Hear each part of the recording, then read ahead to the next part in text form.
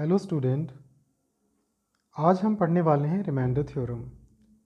Remainder theorem आपका chapter number 2 polynomial का एक पार्ट है।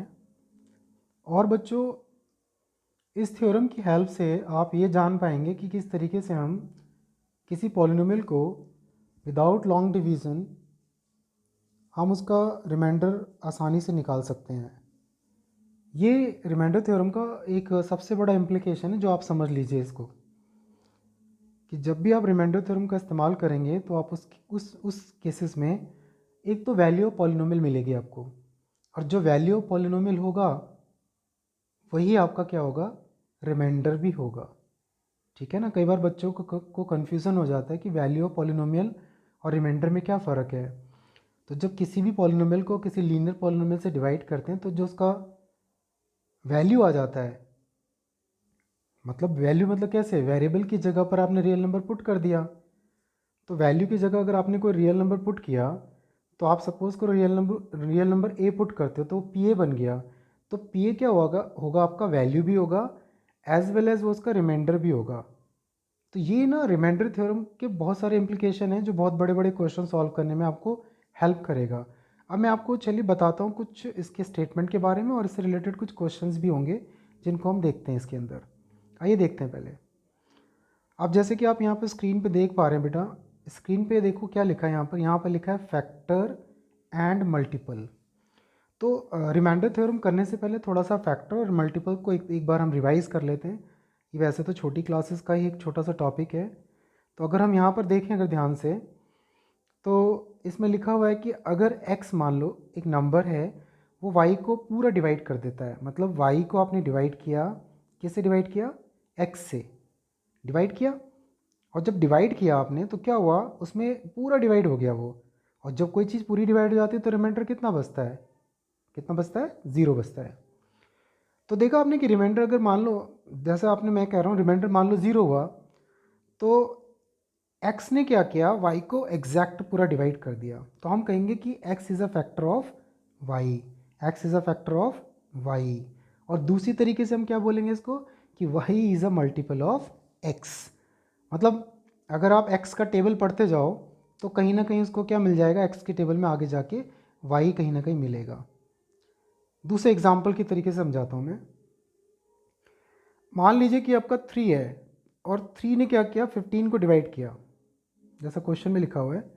ऐसे कहा कि 3 जो है वो 15 को डिवाइड कर सकता है। तो सबको पता है कि भाई 15 लिखेंगे और 3 से डिवाइड करेंगे तो 3 5 से 15 तो पूरा ही चला जाएगा। क्या बचा रिमाइंडर आपका, रिमाइंडर बचा ज़ीरो।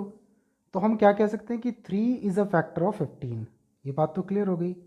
भाई 15 के टू फैक्टर्स होते हैं, एक तो होता है 3 और एक होता है 5, तो दो प्राइम फैक्टर हो गए इसके। तो हम कहेंगे कि 3 इज़ अ फैक्टर ऑफ 15। और दूसरी तरीके से क्या बोल सकते हैं हम, कि 15 is a multiple of 3। 15 is a multiple of 3। आप 3 का टेबल पढ़ोगे तो 3 2 6 होता है, 3 3 9 होता है, 3 4 12 होता है, 3 5 15 हो गया। इसका मतलब 3 का मल्टीपल क्या है, 15 है। 3 की टेबल में 15 आता है, और 15 का फैक्टर क्या है, 15 का फैक्टर 3 है। 3 इज़ अ फैक्टर ऑफ 15। तो this is the journal implication. आपको ये पहले भी पता था, बस मैंने आपको थोड़ा बता दिया कि अगर रिमाइंडर ज़ीरो आ जाता है तो उस केस में डिवाइज़र जो होता है आपका, वो डिवाइज़र जो होता है आपका डिविडेंड का क्या बन जाता है, ये डिवाइज़र है और ये आपका डिविडेंड है। ठीक है ना। और इससे बोलते हैं ऊपर वाले को क्वोशिएंट, और इसको बोलते हैं हम रिमाइंडर। ये आपने पढ़ा है ना पहले भी, क्या बोलते थे हम, डिविडेंड, ऐसे को लिखते हैं ना, dividend. Dividend is equals to quotient multiplied by divisor plus में रिमाइंडर, ऐसा कुछ लिखा जाता है इसको। A is equals to B Q plus में आर। ठीक है ना। तो this is the formula you can say. तो यहाँ पर आपने सीखा कि जो भी आपका डिवाइज़र होगा, वो डिवाइज़र हमेशा क्या होगा, डिविडेंड का फैक्टर होगा। जैसे कि 3 डिवाइज़र है, 15 डिविडेंड है, तो डिवाइज़र हमेशा डिविडेंड का फैक्टर माना जाएगा। किस केस में, जब रिमाइंडर आपका ज़ीरो होगा। ठीक है। चलिए आगे बढ़ते हैं, जो हमारा मेन टॉपिक है उस टॉपिक की ओर बढ़ते हैं हम, कि टॉपिक में देखते हैं क्या है। देखिए ये है आपकी रिमाइंडर थ्योरम, जो आपको इंटरफेस में स्टार्टिंग में दिख रहा था ना बच्चों। तो ये है रिमाइंडर थ्योरम। ये क्या कह रहा है, देखिए क्या कहता है।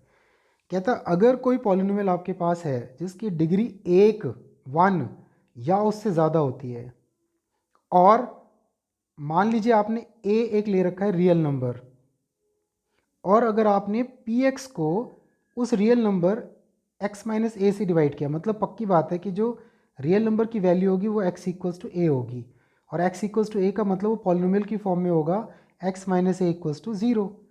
तो आप अपने px को इस वाले px को x माइनस ए से जब डिवाइड करेंगे, मतलब आपने ऐसे किया, यहाँ लिखा px पूरा पॉलिनोमियल लिखा और यहाँ लिखा x माइनस ए, तो जब पूरा डिवाइड किया तो उस केस में आपका रिमाइंडर पता है कितना आएगा? उस केस में रिमाइंडर आपका आएगा pa। ये मान के चलना pa, इसका मतलब वेरिएबल a जब आप अपने पॉलिनोमियल में डाल दोगे तो बन जाएगा pa। तो pa जो होगा वो वैल्यू ऑफ पॉलिनोमियल होगा। जैसा मैंने पहले भी कहा था कि जो वैल्यू ऑफ पॉलिनोमियल होता है वही आपका क्या होता है, वही आपका रिमाइंडर भी होता है। एक बात और ध्यान रखना कि the remainder theorem is use to get the remainder without long division और for checking the divisibility of a number. किसी भी नंबर की डिविजिबिलिटी चेक करने के लिए भी हम क्या करते हैं, रिमाइंडर थ्योरम का इस्तेमाल करते हैं, या फिर ये भी कह सकते हैं कि बिना लॉन्ग डिवीजन के रिमाइंडर निकालने का भी एक तरीका है। अब आपको कहोगे सर डिविजिबिलिटी कैसे चेक होगी? भाई सीधी सी बात है कि किसी नंबर को आपने क्या किया, जैसे हम पीछे कर रहे थे, अब पक्की सी बात है, देखो पीछे हम क्या कर रहे थे, मैंने कहा था 15 लो और 3 से डिवाइड कर दो, तो आपका रिमाइंडर कितना मिला था? इस केस में 0 मिला था। तो डिविजिबिलिटी क्या कहती है कि डिविजिबिलिटी कहती है कि 15 is divisible, 15 you can divide 15 by 3, 15 को आप 3 से डिवाइड कर सकते हो। डिविजिबिलिटी टेस्ट भी तो हो गया यहाँ पर। व्हेन यू गेट रिमाइंडर 0, इसका मतलब divisor is a factor of dividend. तो डिविजिबिलिटी भी चेक हो रही है और साथ में रिमाइंडर भी पता चल रहा है। तो जो आपका पीए होगा वही आपका क्या होगा, रिमाइंडर होगा। आप दिमाग में बैठा लो इस चीज़ को कि जो आपने प्रीवियस लेक्चर्स में देखा होगा कि जो आपका वैल्यू ऑफ पॉलिनोमियल था वही पॉलिनोमियल की वैल्यू आपकी क्या होगी, रिमाइंडर भी मानी जाएगी। बस आपने करते क्या थे, आप x की जगह पे जो भी रियल नंबर होता था आपको रिप्लेस करना होता था ना, तो उससे क्या बन जाता था, आपका pa बन जाता था। आपने मान लो a की जगह पे 3 ले लिया तो p3 बन जाएगा। तो जो आंसर आएगा ना p3 का, वही आपका रिमाइंडर होगा, वही आपका वैल्यू ऑफ पॉलिनोमियल होगा। ठीक है ना? इसको इस तरीके से समझना है आप। ठीक है, क्वेश्चन के थ्रू मैं आपको समझाने की कोशिश करता हूँ। देखिए क्वेश्चन देखते हैं इसमें। देखिए यहाँ पर एक क्वेश्चन दिख रहा है आपको, ये देखो, सी दिस क्वेश्चन। इस क्वेश्चन में लिखा है कि एक पॉलिनोमियल आपके पास ये लिखा हुआ है x cube minus 4x square minus 7x plus 10। अब बोला कि इसको x माइनस 2 से डिवाइड कर दो। तो बेटा x माइनस 2 तो आपके पास दिया हुआ है, वो आपका डिवाइज़र है, उसको 0 के बराबर ले करके x इक्वल टू 2 आपको रियल नंबर निकालना है। ये आपका रियल नंबर हो गया x इक्वल्स टू 2। अब आपने करना क्या है, अगर आपको रिमाइंडर निकालना है तो सिर्फ और सिर्फ आपको करना है P2। क्या करना है? P2।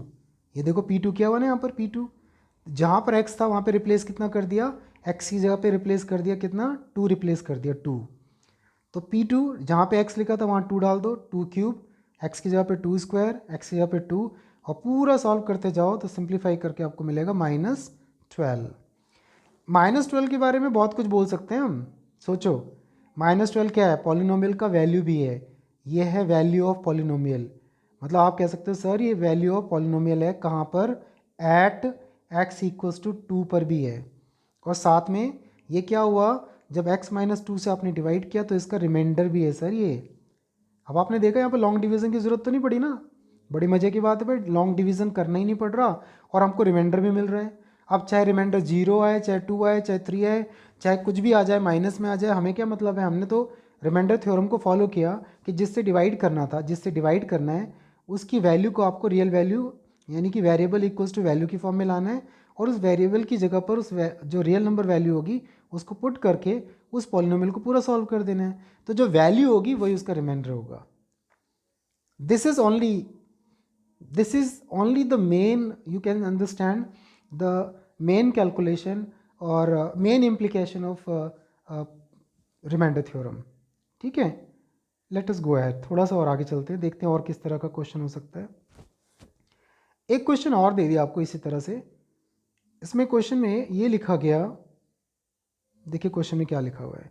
इसने कहा कि अगर आप इस क्वाड्रेटिक को x-3 से डिवाइड करते हो तो आपको रिमाइंडर क्या आएगा।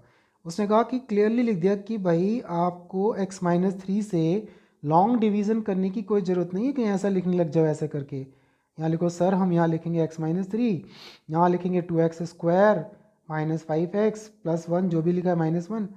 तो ऐसा कुछ करने की ज़रूरत नहीं है। क्यों? क्योंकि with the help of remainder theorem we easily obtain the remainder for this question. तो देखो जस्ट कैलकुलेट F3 कैलकुलेट करना है आपको, क्योंकि x-3 आपका डिवाइज़र था तो आपका रियल जो उस वेरिएबल की वैल्यू कितनी मिलेगी रियल नंबर्स में 3 मिलेगी। तो आपको कितना निकालना है F3 निकालना है। कितना निकालना है F3। तो F3 का जो आंसर आएगा देख लो मैं क्या कह रहा हूँ, F3 का जो आंसर आएगा वही आपका रिमाइंडर होगा। देखो F3 निकाला हुआ है इसने यहाँ पर 2 इंटू में 3 स्क्वायर माइनस में 5 इंटू 3 माइनस में 1 पूरा सिंप्लीफाई करके लास्ट में कितना आया, लास्ट में आया आपका 2। तो 2 क्या हो गया आपका रिमाइंडर। रिमाइंडर x-3 से जब इस पॉलिनोमियल को डिवाइड किया तो रिमाइंडर आपका आ गया 2। रिमाइंडर भी है और वैल्यू भी है, ये वैल्यू ऑफ पॉलिनोमियल। सी एक स्टेटमेंट और लिख दिया कि लिखा कि रिमाइंडर कि कहता कि that is the remainder we got from the calculation above. कहता ये रिमाइंडर है जो आपको मिला है। और इस केस में भी कह रहा है कि भैया लॉन्ग डिवीज़न मत करो बेटा, लॉन्ग डिवीज़न जब ही करना जब वो स्पेशली लिख दे अप्लाई लॉन्ग डिवीज़न, ठीक है ना। तो वो हम अगले लेक्चर में देख लेंगे कि लॉन्ग डिवीज़न कैसे होगा। अभी तो सिंपल बोला है आपको रिमाइंडर थ्योरम लगाओ, तो रिमाइंडर थ्योरम ही आपको लगानी है, ठीक है। चलिए आगे देखते हैं, आगे भी कुछ हो सकता है। तो आगे देखो एक और क्वेश्चन दिया इस तरह से, इस तरह का क्वेश्चन इंपॉर्टेंट है। फिर से रिपीट कर दूं, इस तरह के क्वेश्चन इंपॉर्टेंट हैं जो आपको यहाँ पर दिख रहे हैं स्लाइड में। ऐसे लिखा रिमाइंडर थ्योरम का इस्तेमाल करो, k का वैल्यू निकालो, जबकि x-2 से डिवाइड करने पे इसका रिमाइंडर कितना दे रहा है 7 दे रहा है। कितना दे रहा है 7 दे रहा है। देखते हैं इसको सॉल्व करके थोड़ा सा। उसने कहा कि जब आप इस पॉलिनोमियल को x-2 से डिवाइड करेंगे तो रिमाइंडर 7 आएगा।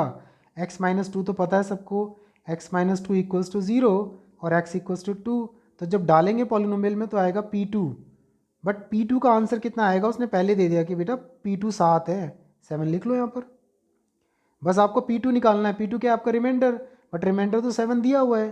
तो उसने देखो क्या किया, पहले उसने P2 P ना लेकर के उसने fx लिया हुआ है। पहले पूरे पॉलिनोमियल को ले लिया 2x³ प्लस में 3x² माइनस k प्लस 5 और रिमाइंडर थ्योरम का अप्लाई करके उसने क्या x की वैल्यू 2 ले लिया।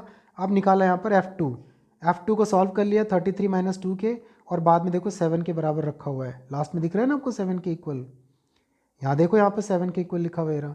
इसका मतलब क्या किया उसने, इसके हिसाब से इसने किया F2 को 7 के बराबर ले लिया लास्ट में, और बाद में 33 को उधर लिया 26 आया और लास्ट में k की वैल्यू आ गई 13। तो इस तरह का क्वेश्चन भी आपको एग्जाम में मिल सकता है जिसमें आपको रिमाइंडर पहले से दिया होगा और जिससे डिवाइड करते हैं वो लीनियर पॉलिनोमियल भी दिया होगा और बड़ा पॉलिनोमियल भी आपके सामने दिया होगा, ठीक है ना। चलते हैं थोड़ा सा और आगे। अब बच्चे यहाँ पर देखें तो आपके सामने ना एक क्वेश्चन आ गया जो थोड़ा सा बड़ा क्वेश्चन है। ये क्वेश्चन जो लिखा है सामने, ये समझ लीजिए कि ये सबसे बड़ा क्वेश्चन है और इस टाइप का क्वेश्चन ज़्यादा मार्क्स का आता है, इसका मतलब वेटेज ज़्यादा होता है। और एग्ज़ाम में जहाँ क्वेश्चंस हायर मार्क के होते हैं ये उन कैटेगरी का क्वेश्चन उन कैटेगरीज के अंदर आता है। ये सबसे बड़ा क्वेश्चन माना जाता है, सबसे अच्छा क्वेश्चन माना जाता है। देखिए इससे प्रीवियस क्वेश्चन में जो मैंने आपको बताया था उसमें सिर्फ एक अननोन के फाइंड करना था। इसमें देखना है यहाँ पर दो कांस्टेंट हैं, एक कांस्टेंट ए और एक कांस्टेंट बी है और दोनों गायब है। यहाँ पर बोला है क्वेश्चन में क्लियरली लिखा हुआ है नीचे देखो, find the value of a and b, लिखा हुआ है ना क्लियरली। लेकिन क्वेश्चन में क्या लिखा हुआ है, कहता है कि x+2 से अगर आप इसको डिवाइड करें f(x) को तो 7 रिमाइंडर आएगा। एक बात, एक इन्फॉर्मेशन है ये। दूसरी इन्फॉर्मेशन लिखिए कि x-1 से डिवाइड करें तो 4 रिमाइंडर आएगा, तो ये दूसरी इन्फॉर्मेशन है। तो we have two different information. और बेटा दोनों इन्फॉर्मेशन का इस्तेमाल करके हम क्या कर सकते हैं, दोनों इन्फॉर्मेशन का इस्तेमाल, तो यहाँ पर दोनों इन्फॉर्मेशन का इस्तेमाल करके हम क्या कर सकते हैं, हम टू डिफरेंट इक्वेशन ऑब्टेन करेंगे, उन इक्वेशन को सॉल्व करेंगे तब जाके हमारा आंसर आ जाएगा। पहले केस में तो साफ साफ लिखा हुआ है उसने x+2 = 0 ले लो, तो x इक्वल्स टू -2 हो गया। तो पहले केस का तो क्लियर बोल दिया कि f -2 कितना हो गया 7, लिखा हुआ है ना 7 ये रहा।